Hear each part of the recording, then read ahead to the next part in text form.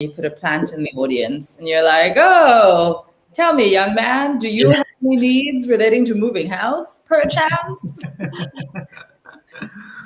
Amazing. Yeah, James, tell us a bit about your problems that you found moving house. So wait, before you start, James, we need to set the episode up. Anarchy. Guys, there's a formula now. This is episode 5.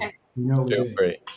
Startup support office hours from Backed, powered by / owned by the Backed venture community, where you have wonderful people like James and all the people we had in the past who work with the fabulous Daisy to source deals, source talent, but more importantly, be part of an amazing, generous learning community within venture. And the format is really just about hanging out with founders and problem solving alongside them. And so our mantra is good people, good advice, good vibes. Today, we have Siloamia. Am I pronouncing your name correctly? You are, actually. That was very surprising. That's first. Thanks. Unrehearsed awesomeness.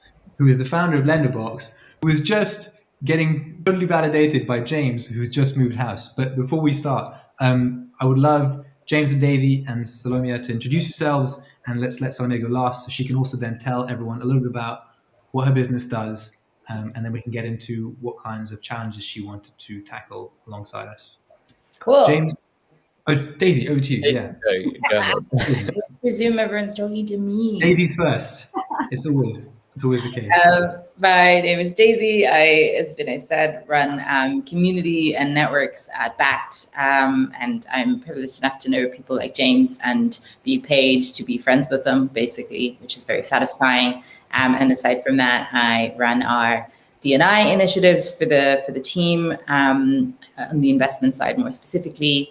And when I'm not doing that, I help run Diversity PC, which is a nonprofit that is trying to advance D&I within the venture ecosystem more broadly, and then accordingly within tech. Boom. I feel like your intro is getting longer and longer as you become. It feels very Khaleesi, but with no dragons and it's just less sexy overall. But it is. Within 12 months there'll be dragons involved too. James, over to you. Artwork, that would be perfect. Just put it up on that wall behind you. That's true. It's painfully bare. It's a big dragon. That's true. Ooh, painfully bare. Ooh. That was gold. No pun intended. So my name's James. I've been a freelance designer working with startups for the last kind of five and a half years. And I joined the Back community as a scout maybe 2.5 years ago, 3 years ago, whenever it was. It feels like a long time. I think it's just been accelerated by COVID. So yeah, working with the Back team and Back community as well. Sweet. And then last but not least, cool.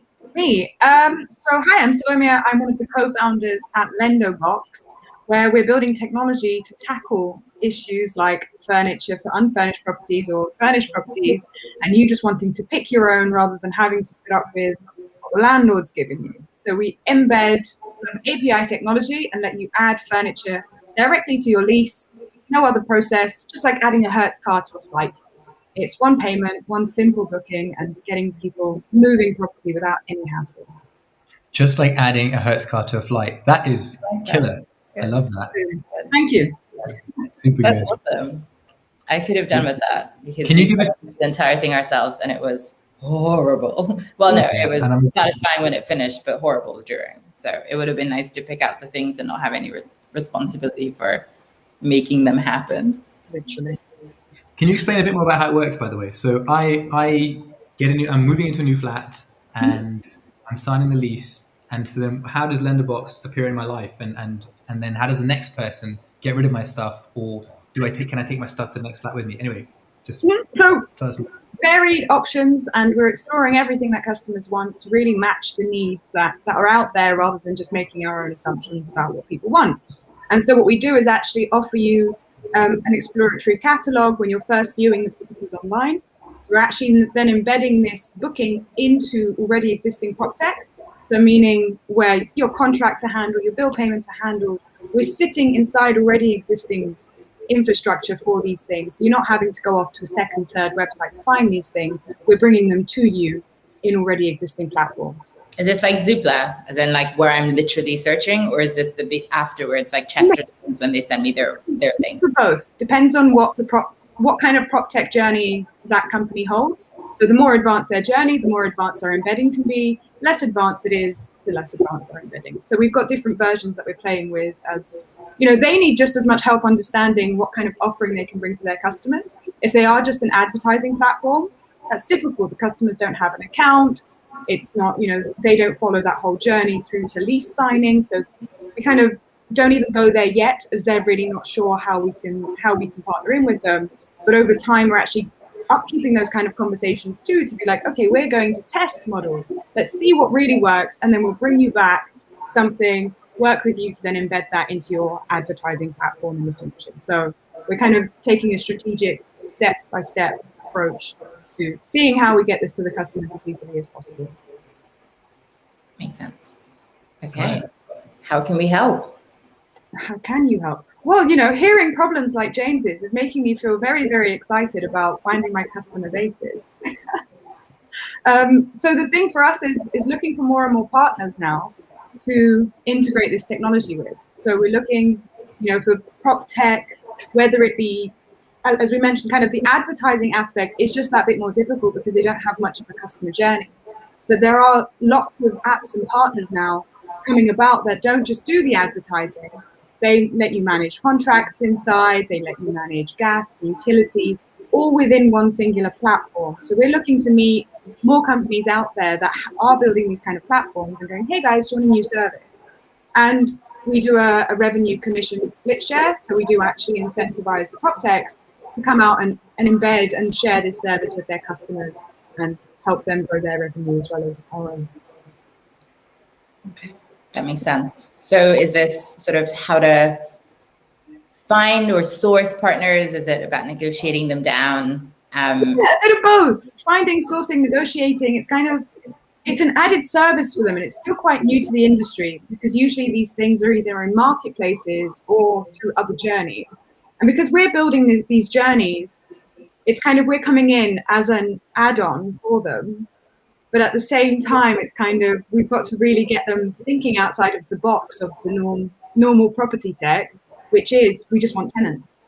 And so we are showing them that, you know, unfurnished properties don't move as quickly because nobody wants an unfurnished. But we all love the idea of personalizing a space. And so here's an opportunity to actually not only upsell an unfurnished property, but also get landlords who are sick and tired of trying to replace a couch every 2 years, or, you know, people breaking chairs or dining room furniture. Just all of those things disappear with these kind of models and actually enable, you know, long-term kind of movement of unfurnished properties, but also a much more sustainable life. So for us, our mission is to really get people thinking about what do you need for just a short amount of time. You know, it's one thing to, you know, go on. Question, sorry. Do you manage the moving in and moving out of the furniture as well? So it's like it's very seamless both for the property owner and for the tenant. Our suppliers do, yes. So we work with already established enabled suppliers that have done this stuff for years, fully insured. Everything is in place to manage all the delivery and operations. I mean, it feels like a no-brainer. What kind of resistance are you meeting from property managers? I just need more. That's all I'm like. Is this person more? Is it that there aren't? Is it that you need more because there aren't enough that fit the criteria of, and it's sort of, you know, an end-to-end kind of solution, or is it that, or is there some difficulty? Like the market, it's there. There are lots of them. You're just not finding them, or they're not responding? A bit of both. I'd say it's easier to kind of, there are a few now really coming in because, you know, even the old school prop techs are starting to understand that without a journey, you know, there is pushback.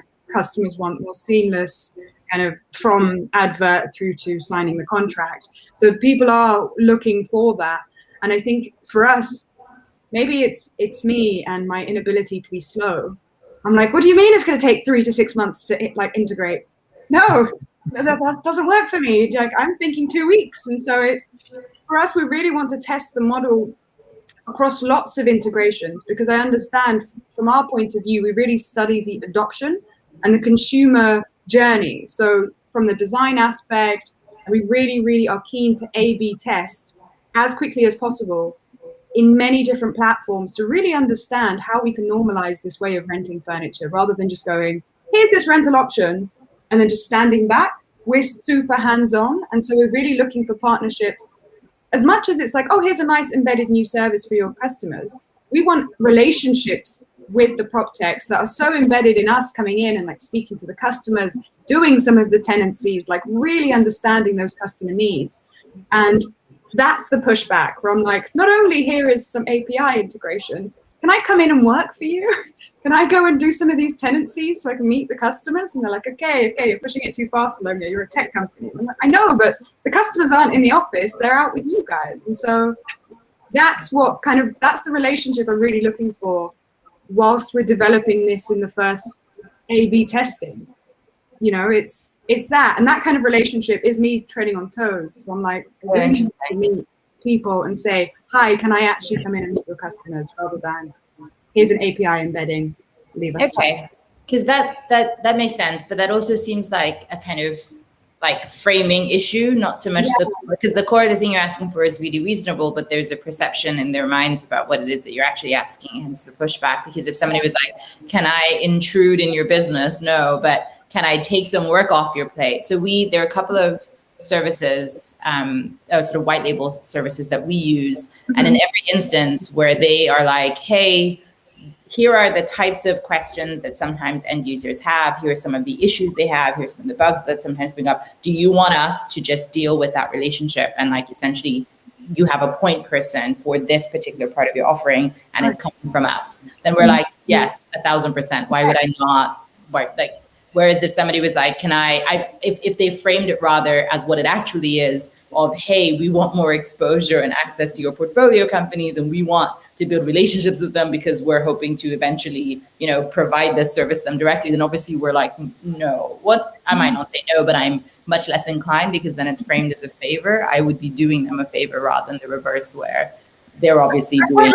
I quite like that point of access, or like giving, I guess, the customers something to come back to us to, because we are also white labeled, as you mentioned, and that means that people don't always know that they need to come to us. So actually maybe building out a little, I guess, pack to say this is how the customer service can be handled with us and by us, to capture all of this data and feedback and understand the needs of the customer just that bit more.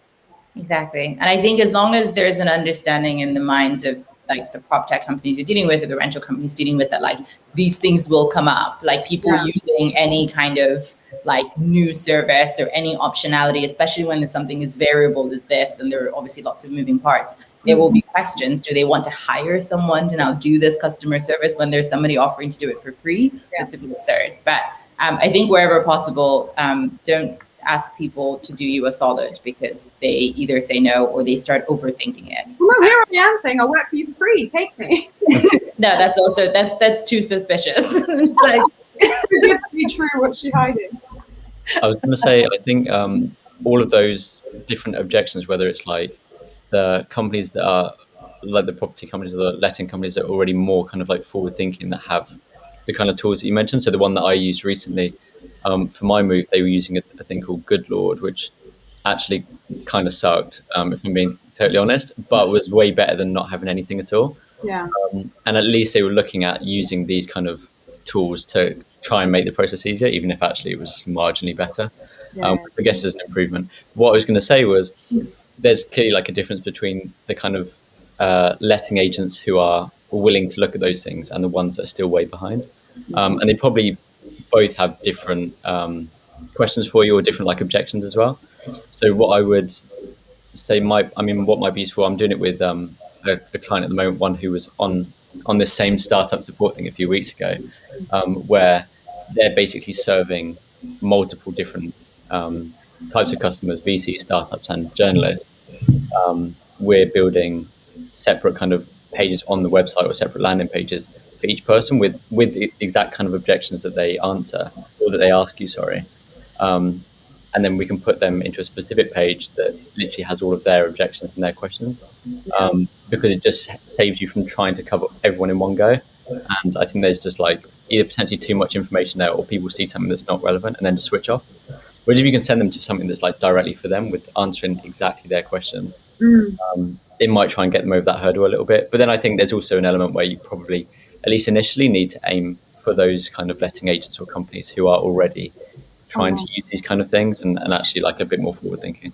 Yeah. The other thing that I would say is it's worth having your backup plan that also still meets the threshold of value for you. So if you are dealing with a particular kind of letting agent or prop tech company that is sort of aware and sees through your offer of free help for essentially engaging with their customers where they would prefer to always be the ones engaging, then fine, just this is part of the value that you need in order for your service to work better. It is in their interest for you to get feedback. If they're not willing to let you have that direct relationship so you can get it, then there needs to be an alternative process in place for them to do that. So design kind of your no-brainer after they've said no and you've tried again and they've absolutely said no, then here is the compromise that then they should presumably always just accept by default. That doesn't ask too much of them, doesn't hit on the thing that they're most sensitive about, which in this case might be an access thing or a sense that there's a second company involved because of the white labeling. They want the impression that they are providing the service. So if that's too much asked, then you're like, okay, cool. This is what we'll expect. It's I don't know, a monthly call or whatever with the point of contact within your organization that is responsible for this account. And these are the kinds of questions we need to ask and the kind of feedback that we'll need them to gather on our behalf. Because if you don't have that, you're going to end up with a shitty service or a shitty embed, and then it won't work for any of us. So I think that's also worth having. And then you don't pull that out unless you absolutely have to, but at least then you do have that. So you don't end up with an all or nothing. Yeah, no. Continuing on that train of thought, how do you currently prove to your customers that this service increases conversion or increases customer satisfaction or advocacy? What are some of the ways you are able to demonstrate that to them? So the way that their impressions currently have been, we've been looking for something like this. Okay. So rather than me kind of turning up and going, I swear customers want it, they're going the opposite and going, customers don't want this crappy furniture and really want, a rental version. And we've been asked, can we pick our own furniture? It's something that's been in the industry for years. It's been a problem that everyone comes in and goes, can I change that couch? And everyone's like, no, the landlord's not going to take it away. And so actually it's been coming in more of we've been waiting for this rather than what is this? What do you mean? Customers aren't. Okay. And then when it comes to embedding it, how are customers made aware of the fact that when they're considering a property, that this is a property that comes with a custom furniture option? Because I imagine when I'm on Rightmove looking around, if I see a little marker of some kind or an indicator saying, oh, by the way, on this flat, you can choose the furniture, that would be very powerful. And then even better if one day you don't have to white label it, or it is a premium, there's a different price point where customers can see, oh, the furniture is Lenderbox and they have really good taste. I imagine there's a point in the future where you want to be a tastemaker in furniture, not just a white label service, because that will mean that you're able to increase your rates probably with customers because you're a point of quality for them. But first of all, sorry, the Zoopla thing, the indicator thing, how do I know that I'm able to customize when I'm the tenant? So we add in, there's already a furnished or unfurnished selection on properties. So then you have a choose your own furniture or flexible furniture selection added in. So it's already a tag on properties. So it's quite easy for us to tag with us, and then so people can, as you say, then on the page by the advert, they can then see that that's been tagged as a furniture. Right. Okay. And are you already in conversation with developers who are in the process of developing apartments, which they would then be at a point at which they're thinking about to furnish or not furnish? Because I think getting whole building contracts will be where things get really interesting for you, where you're not having to go after small letting agents, but you're actually talking to large players who have entire apartment blocks that they're trying to sell out, and for their customers to know. Yeah, sorry, you're nodding, Sasha. I was just going to say, as long as they have tech, that's the thing that we need. We need them to have some tech, because it's great if they have the old school kind of, we're just renting out properties through an agent. We just need them to have the tech for us to embed into. So we're looking for some developers that are using technology for their customers. Okay, yeah. By the way, Johnny's joined. I didn't see you there, Johnny. You were my screen had sorry. questions furiously while nobody paid attention. Okay. No, I was listening in. I was slightly late, so I've been like getting context basically for this whole time. So I didn't want to ask a completely silly question, but maybe I'm going to ask one anyway. You can tell me. It feels like kind of reading through your website and trying to work out what the proposition is. I just had a question, which is: have you tried a B2C proof of concept which might demonstrate either to you or to your renters that there's actually demand for this? If you can build even something small as something that people can bolt onto any. So we actually just rented a new place and had exactly the problem of like crappy furniture that we threw in the basement and all of that kind of stuff. Dismantled shelves, and you're never quite sure whether you're allowed, but you just do it anyway. Forgiveness, not permission. But I think we ended up buying furniture that, like, if we move out in a year, will we need that furniture in a year's time? I don't know. Where are we moving? All this kind of stuff. So I'm very much like, I understand where you're coming from, and I feel like if you could put something together that you can really sell to a consumer, even if it's barely working, then that might, I don't know, that might excite people enough to want to kind of sign up to this. I don't know. It's just one thought. You might have done it already.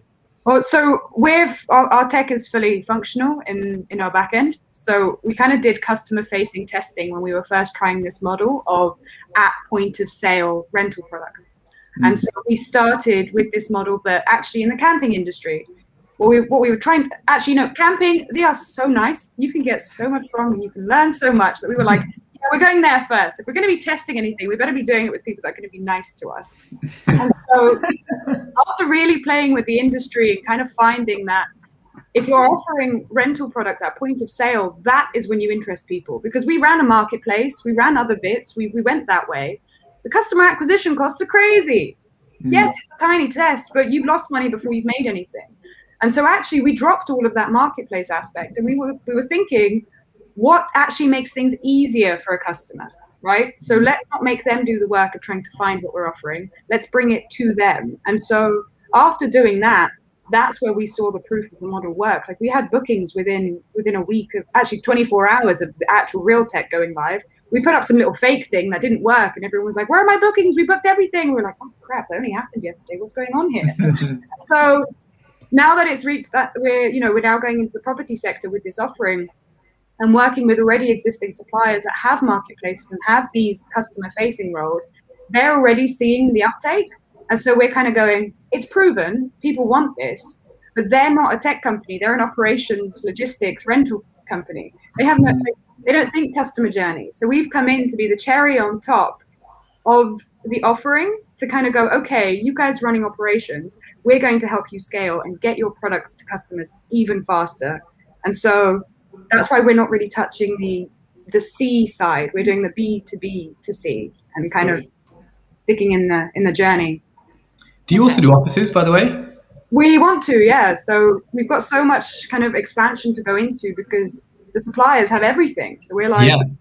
And offices, again, like WeWorks and co-working spaces and offices where people would, they would love to have it simpler for them to choose their furniture. The office would also see the office supplier, owner, of the building would see value in being able to offer someone, hey, choose your own furniture. We've actually had interest.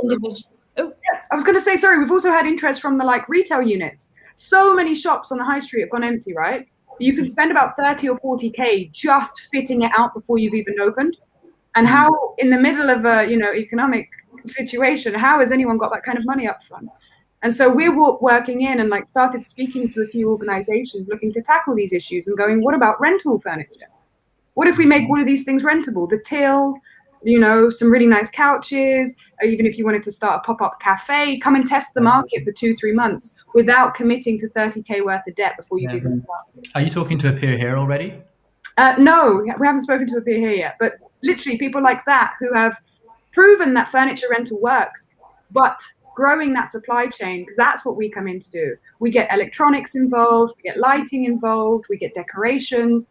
And so that when you are doing crazy pop-up shops, yeah, we've got you. Don't you worry. I found an astronaut suit thing for rent last week. And I was like, people would love this in a cafe. But going out, finding it and everything else, and the hassle of like, and the worry of trying to set up a business, we come in and do that for you. We source everything and we bring it to you. You just select, click, and tell us how long you want. Awesome. So the primary challenge that you're finding is just that individual, sort of the letting companies and the prop tech companies that you want to work with are, one, blocking your way from engaging with the client so you can get feedback, one, and two, just slow in terms of how they're integrating. Yeah, slow work. We're just used to doing everything so fast. We're all tech founders. For us, like building stuff, it's like, yeah, no problem. That's what we're here for. But what is the slowness issue, right? Because if it's to like many of these prop techs, they're well established. It takes them quite a long time and going through the hierarchy of tick-offs and funding and everything else for them to get a new dev in to develop a new API integration. So for them, they do understand the bigger you get, the slower things get. And so I get that, but we're just so excited about like tackling so many current issues, future issues, and environmental issues with this. We just get itchy feet. We're not very good at sitting around and going, okay, we're just going to wait for the integration to move. We're more like, hey, have you done anything yet? Hi. So this is like, have I lost you? Sorry. You're frozen, Vinay, and then we're sort of getting bits of it's such a really creepy. Got a creepy stare. Yeah, still frozen. Oh no, now you've moved. There you are. Okay. It's very disturbing for a second. Uncanny valley. But what were you asking? I was saying this is essentially what you're saying is you're frustrated by the enterprise SaaS sales cycles, the length of. Yeah. That's like that. I suppose that's what my previous question was about. Was really like, if you want to cut through and get validation, then building something that is direct to consumer, like you control your own roadmap in a slightly easier way, even if it's not ultimately how you scale, or like going halfway and being like, going to the estate agent around the corner and some provincial, and like just be like, give me your computer. That's I met a guy at the pub like a few months ago. I've been like, can I just come in and intern for you and let me just see what the tenants are like? And he's just there going, what? Okay, yeah, sure. And like, oh, hi, you've got a new worker. But it's just, it's one thing because the scale is in the integrations. So we really, really value those. And so we're kind of wanting that, but we understand, as you said, Vinay, the sales cycles behind enterprise are just slower. And so I think there's going to be a bit of model, as you said, going around to the estate agents, trying to see if I can just hang on to them for a little bit. So we can do both and do customer discovery at the same time as waiting for integrations to go live. So one thing that... Sorry. I was going to ask a very quick question that you probably answered up front, which is, do the estate agents or do the vendors make money out of this? Or is it... The prop techs do, yes. So we have a split share with them, and then we're looking to funnel that down with estate agents. And we really love the commission model where everyone wins.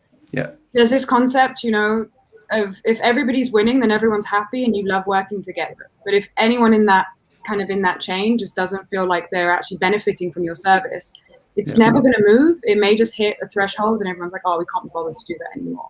So we've really made sure to build a business model that actually incentivizes everybody to get involved, from the customer through to the suppliers and completely. One thing that I guess I'm still not super clear on is so Good Lord, for instance, is one of these prop techs that then would work with an estate agent. You guys are trying to bundle in alongside them just to make it a little bit easier. Is there also an offering that you have for when either they're moving slowly or whatever, or the fact that obviously they don't have like 100% market share, so there are lots and lots of estate agents that they don't work with, or some doesn't. What does it look like for you guys to have the tin bucket ramen version of this, which is just like, here is a URL that you can give or send to anybody who's renting through you, and they can still access this platform? Yeah, we haven't done a URL, and that's actually an interesting kind of model. Maybe we strip it back. We've as I said, we've built the tech, so we're like, we've got this bit, take it.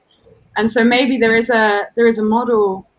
We'll see in the next couple of weeks how quickly the integrations move, but like there is a model for us to build a more baseline middle ground kind of. Yeah, because if at the end of the day, this is for me as an end user to go onto presumably some sort of web application and say, buy, and I want these things. Yeah. There isn't really any particular reason where if my estate agent is communicating with me by email, there's nothing else fancy they have, they couldn't just send me that and say, this is a service we have, click through. And then it also lets you, even apart from dealing with letting agents, et cetera, that don't use any of these PropTech platforms, it also still, even with the PropTech platforms, lets you do that and say, look, while we're working on the like really nice version of it, you can also like in some way indicate to people, here's like advanced access to a new feature that we're building out, and you have to click through and it's a little rust bucket, but like it's fine. Yeah.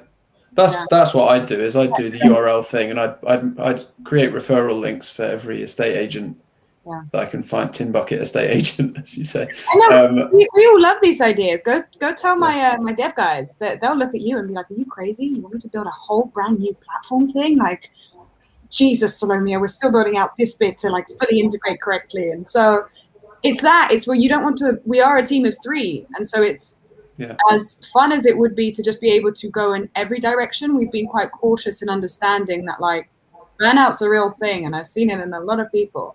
And so we've strategically really planned to integrate, bring that scale, instead of maybe, we tested the camping one. We lost our minds through it and understood that actually you've got to take baby steps, where we'll see if the integration does take too long. Now this is a really good decision. But if they say we'll have a month turnaround, I'd rather the guys don't have to put up with me screaming at them every 2 weeks kind of thing. And we can kind of, it's the risk and reward, right? Because you've got to test every model, but you've got to also understand we have limitations to how much we can achieve as a team of 3. And so, of course.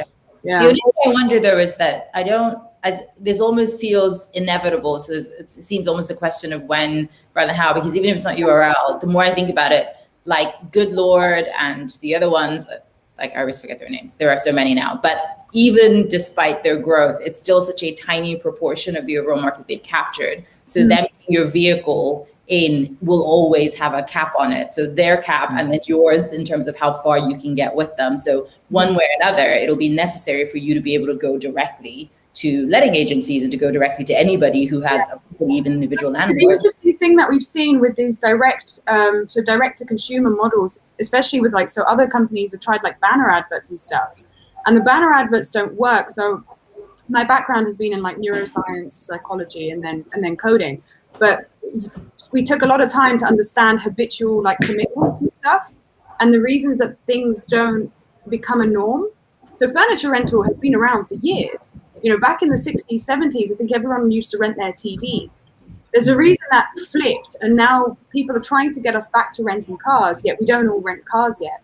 It's slowly shifting in, but it's taken 10, 20, 30 years. And so these habit shifts actually have a lot more to do with servitization than they do with an offering.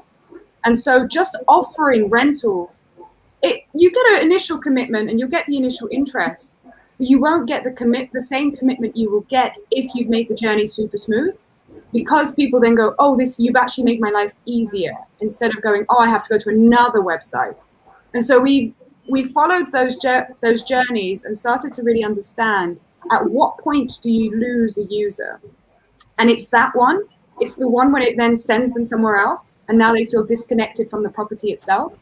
And so this is why embedding for us became such an important thing, because what they're building themselves within the choosing of that property is a lifestyle for the next year.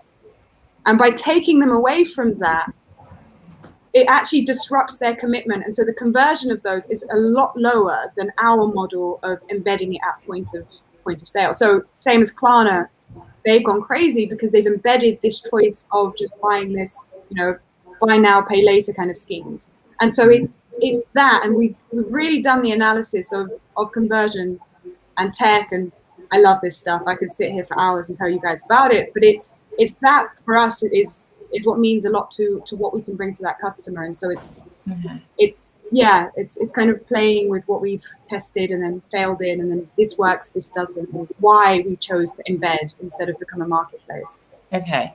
One thing I'm wondering, that makes me think of, and again, this is I'm super familiar with the industry, but it seems intuitive there would be multiple types of point of sales, because every rental experience I've had has been different. Yeah. And so I've had one that had your good Lord type thing where it's all in one platform. I've had some that were just over email and nothing else really happened apart from what I saw. And so I guess my question is less going directly to consumers and more addressing all of those different kinds of point of sales that there are, because the problem of going out of one platform to another doesn't exist in a situation where in which I have a phone call and then I have a bunch of emails, and then I would have to click out from email to sign the document and whatever I do it. And so then in that case, you don't have that friction, but you do have an opportunity there, because then you don't have to come in alongside anybody else. They can adopt whatever else they want to while they're at it. And if they do, you will be able to embed. But while they do or don't have that, or while they're figuring that stuff out, you could also still directly serve, which is sort of what I'm thinking. But I also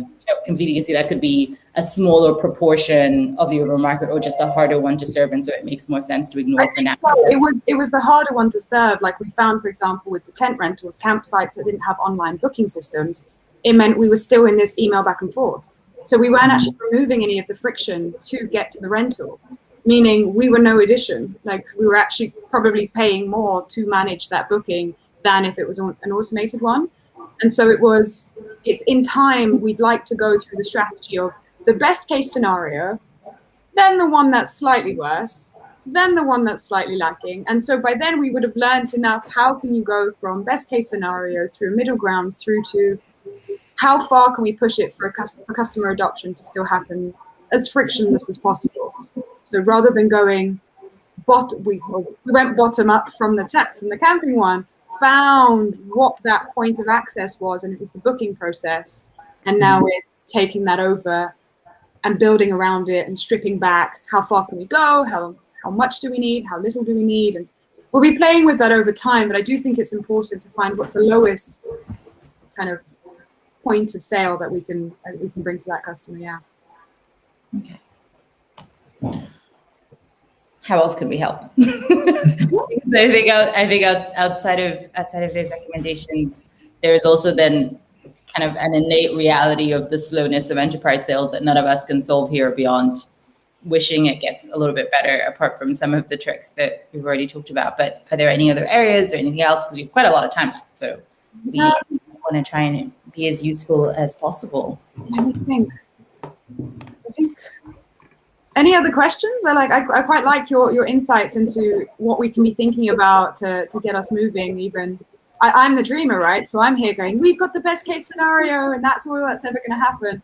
When it's not true, there will be middle grounds to it, and so it's quite nice getting that feedback. And you guys have any other questions or any other things? Where are you guys currently in terms of traction? Because that I'm also sort of, I guess it helps, I think, focus a little bit more. Are you already embedded in like how many prop tech websites? Which sort of? We're currently in development for embedding with two of them, and then in talks with another much larger player to embed with them and kind of work even deeper on a customer journey, as their one isn't as advanced as some of the other ones. Okay. So. Oops, sorry. Go on. No. I was just going to ask about penetration. Like Daisy, you mentioned earlier, the number of rentals that happen over one of these prop techs versus outside. My one was like Rightmove, and then I don't think I ever went on a website again. Yeah. It was just all phone and email and stuff. Yeah. And like the actual decision to rent happened way after the point at which like we were looking at the house and so I just wonder if you have a sense of like how many shady kind of backroom rentals are happening versus they're not shady, they're just not through like yeah, they're not shady. Yeah, you still. That's what I'm wondering, because I've left London now, and so I'm like, maybe it's just that things have shifted, but I haven't actually gotten to engage with any of the newfangled things yet. And so in my head, there's still such a small proportion of renting, but I don't know if that's accurate. That's just anecdata from my experience. But yeah, it would be interesting to understand that like market segmentation between what is here through these, like through the two that you're embedding with, how many do they actually serve in proportion to the great beyond. So these prop techs are, I'd say, quite new in regards to what they're bringing to the market, but it seems like even some of the old school players are starting to panic, because they're seeing that smooth, as you mentioned with with good Lord, it was never perfect, but it was better than if it wasn't there. That people are actually moving into these models a lot faster than they had anticipated. And so many of these prop techs have, you know, thousands of properties running through them on a monthly basis. And so that doesn't sound like a lot, but that's 1, 2, 3, 4, 5, that's thousands once you add 5, 6 integrations together. And then the bigger players, what we've seen is in the older ones, they're actually buying out or integrating with technology that helps facilitate and, you know, bring about automation in many of these like paper-based processes. And so we're joining in with the ones that are thinking ahead and thinking about how is tech going to build that customer service journey. And so I think in many places it is still, you know, old-fashioned and outdated, like you're mentioning. It just turns into emails and phones. But the bigger players are starting to walk into that direction of servitization and tech. And so we're kind of going, okay, let's join you guys first. Like I said, it's the perfect way to join. Go in with the guys that are doing it, and then sit back and start to make a more basic journey that doesn't require so much tech. But the tech is catching up and moving quicker than even we anticipated, and they did too. So that's the good thing for us. Cool. Makes sense. My only other unrelated question is, like, do you have a sense of the priority stack of those platforms in terms of what they are most stressed about? If you're struggling to get engineering time or whatever, Well, like, are they more worried about something else? One of them, I think we've gone into dev after, I think, 1 month from my first conversation with them through to in dev now. So we became a priority very quickly. It was this kind of, especially with I think the psychological change of all of our habits since like Corona and COVID kicked in. Sustainability has become such an important factor for everybody. How do you make industries sustainable without, you know, greenwashing or negatively kind of influencing people to start making these different decisions? And this is a really, really simple solution that actually is of service to customers. So we're not saying to them, wanting furniture is bad, wanting a lifestyle which suits you is bad. It's not, it's great, don't worry about it. We're here to work with you, to give you products when you need them, how you need them, and we'll manage the back end. We'll make sure they're durable, we'll make sure they have a longevity, we'll work with the suppliers to, like, you know, facilitate better production of goods. You as a consumer, you should be living like how you would like to live, and we take on the responsibility of bringing the environmental sustainability to it. And so many companies, especially in property, are really understanding how property affects and furniture waste and everything else. And we're going, cool, let's partner up. Don't worry about like making customers feel bad about wanting a new table. They can get that. We refurb. We work with these guys to refurb them, rent it out again. And so we create that cycle and facilitate the change without it being, I don't know, such a heavy thing. It's kind of like, it's exciting to try new things instead of you should feel guilty for moving house and no longer being able to fit that massive couch in a very tiny living room. We understand life changes, things change. We're here to help you make those changes. And that's the proposition to the renter. Yeah. But to the prop tech, like, do they care about sustainability, or do they care about the extra revenue, or like, what's the thing? Both. Why are they signing up? If you had to pick one. The sustainability aspect is super important, I think, for everyone in regards to brand and everything else that they're moving. Yeah. I think it's the unfurnished properties not moving. So for us, we've spoken with them, and unfurnished properties can at times take an extra 6 months to move. Yeah. Nobody wants that. The landlord doesn't want to manage the furniture. And so it's like, you're kind of stuck in this place where there's just a gap of need and of service need. And that's where we fit in. We go, have the best of both worlds. It's unfurnished, but you can just pick your own. Yeah. And so, yeah. Okay. That's. And as a percentage of like the cost of rental, like, how much does it cost a renter to fit out there? I mean, presumably there's lots of variables, but. Yeah, so there's like, we've tiered up the system. So there's different tiers, and we're seeing packages start from 150, 200 a month. But that's a fully furnished, one bed, 2 bed. Kind of, we're usually pricing up for a 2 bed. So from kitchen stuff, dining room tables, couches, chairs, beds, cabinets. And so you can be paying about 150, 200, up to £500 a month. Yeah. And usually the difference between a furnished and unfurnished property on average is about 20%. So if you're paying Right. £1,500 for a property, that's like £300 that you've got to play with. Yeah. And so some areas don't have that difference. And so we're analyzing where that fits in well. But the cost of furnishing a property near enough matches the rental. So if you Right. are furnishing lower range, that equates to about £150 a month. So it's practically the same numbers, really, but with the freedom of not having to worry about the furniture and just picking it and having it there when you arrive. Yeah. Got you. No, it's really a no-brainer. It's an exciting proposition. It's just, yeah, it's always an interesting one when you have multiple stakeholders, because not only you B2C, you're actually B2B to B2C, which is complicated. But I think it does. Yeah, I think you're right that there are tailwinds. Oh, obviously you're right that there are tailwinds that are supporting that progress. But yeah, it's because there's some that we've spoken to, and I think maybe it's also because we still keep seeing prop tech propositions that are trying to raise, and so the difficulty we've had even in investing in some of the stronger ones is just their own difficulty in penetrating into real estate agents who are themselves conservative margins, and so it's sort of like a lot of those are concerned, and now it's an additional piggyback on those who like. I think it's great that that you are finding that there's traction for sort of prioritization in terms of the ones that you've spoken to. But I think I would worry if, in case some of them are like, this is great, but I don't know if this will move the needle enough for the core proposition that we need, which is just, hey, real estate agent, you have to use us, or, you're having abandoned carts, or people aren't staying as long, or whatever else it is.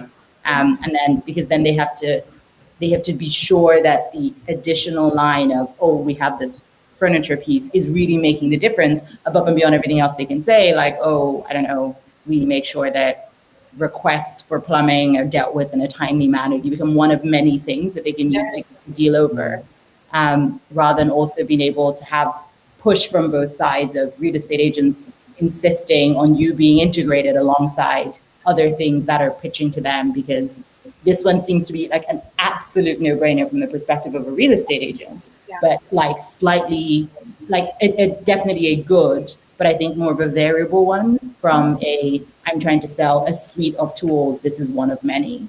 To me, how I still think about prop techs. But I think then the question becomes about like, how can you extend your bandwidth that you could do multiples at once? Because there's also then the question of like, I think you are entirely right about the tailwinds, which usually implies that coming not very far behind you are others who are like, makes total sense. Why isn't this a thing? And I think in that case, you end up in a situation where in which they raise significantly, and then they're like, oh, amazing, we will set up the 3 propositions we need, one to go in alongside, prop techs, one to go directly to real estate agents, and maybe one to even go directly to developers. And then suddenly you're in a difficult position, because even if you charm a significant proportion of prop techs, they will be hitting estate agents who are like, well, we already have our own, or we already have a different one.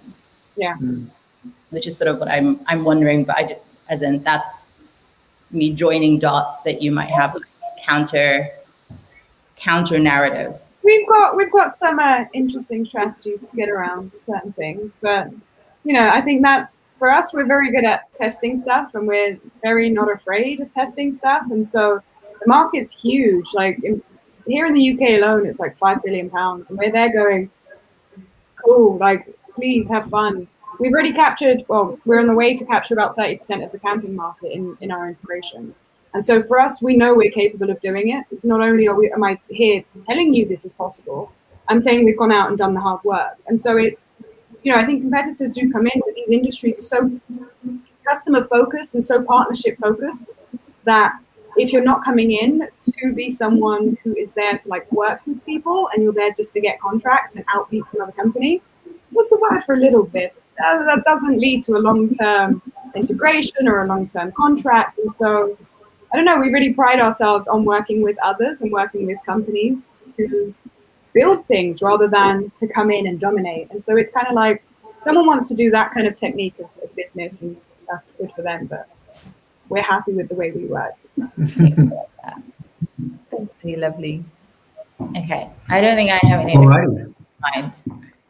Yeah, I mean, that was a lot of fun. I think this is a great business, by the way. I'm super excited about this. I would use the headline. Some of the stories about how we've gotten here. Jesus Christ, I can't even. I'm here. I sound like I know everything that I'm doing. You speak to us a year ago, and I don't even know if some of the stuff we did was like illegal. You just steal furniture and just bring it yourself. Well, no, for the camping bit, as I said, what we wanted to do is test how rentals would be observed and like taken up by customers if we brought the rental to them at point of like campsite rental. And so we were getting people renting at campsites within like 2 weeks of me running around flyering everyone. We didn't have any stock. Where were we going to get like 5-10 tents from? Like, we didn't have anything. So we were going to Argos, buying stuff, and then returning it on the Monday and being like, this isn't the color I wanted. Every week. And I'm like, I don't know. Oh, damn, we need to go for a different outfit. So the tag's not off. It's covered in mud. It's broken. You're like, yeah, but the color is wrong. We set it up and it just didn't fit the garden. And I know. Shh, don't tell Argos. But I mean, there are things, and we really, really wanted to understand what was going on in the consumer mindset, and like we put in the grind to make sure we understand that. We're not just saying that because we read a couple of blog articles online. We went out and got our hands dirty, and so that is where now I can really truly feel like when I answer things, I'm like, yeah, I know that because I went and did it. Like, I think that conviction comes across when you speak as well. By the way, Siloamia. I think that makes total sense. Yeah. I think the concern is just that now you aren't in a consumer business anymore, and so it's a completely different archetype now that you have to tailor to. I think when you describe the consumer, that's the reason we're all sold. Yeah. From a consumer perspective, you have it nailed, but you're not selling to consumers. You're selling to businesses, selling to other businesses. And so then the variables are slightly different. From the business perspective, the reason we've had such a, it has been very, very easy conversations. And as I said, like we're doing our integrations are moving forward quite quickly. I just want more engagement in them. And the reason that we've seen that happens is especially in prop tech, it's very different. It's very difficult to monetize tenants. So for example, here in the UK, we can't charge tenants for, background checks, contract, and nothing. We don't charge tenants here. And because we now share a percentage of the revenue with our partners, we can do that. And so it really allows us to bring in new models for them to think about like servicing the tenants, think about new ideas. And so that's why I think it's also a no-brainer for them, because this is essentially an additional revenue stream for them. So not only does it convert empty properties, but it also creates more money for them. Yeah, I feel like you mentioned focus before. Like, are you still going to do the camping thing? We're running it on the side. It's something that's already working for us. So it's going to be exciting to kind of leave that running, and we can onboard more suppliers. Also, you want all those campers to know about you for when they go back to living in houses. Very tagline. You're homeless now, but you won't always be. I just suppose, like as a founder myself, with a team of 3, like we were a team of 2 until the end of last year. Yeah. And the time is just the most sacred thing, and if it's taking any more than like 5% of your week, then you should ditch it, because your new market, as Daisy says, it's a completely different buyer selling to a completely different buyer again. If you try and my concern would be, I suppose, if you're trying to do both, then you might do neither one well. Maybe just especially campers want dining tables. Could all inside of their tents. Well, we're going to see, and we're looking at raising by the end of the year, and kind of actually really putting down the numbers of how much it will cost to manage each industry arm, and what's the return on investment and things like that. So it's really thinking about how it works for us. But we're very excited that the camping industry has been so open to such a new model. And it really shows us that, people do want this freer lifestyle. We don't want to be holding on to products, and we do want some freedom. Well, come back to us when you're raising. I shall. Cool. Okay, let's wrap up there. That's a good moment to end on. Cliffhangers. Exciting. Thank you, Siloamia, for joining us. It was super cool speaking with you, and fascinating business and very compelling founder. So that was a really fun hour. Daisy, James, Johnny, pleasure as always. Our pleasure. This is great, and good luck with it. And also come to Berlin soon, because I don't ever want to have to build my own shelves again.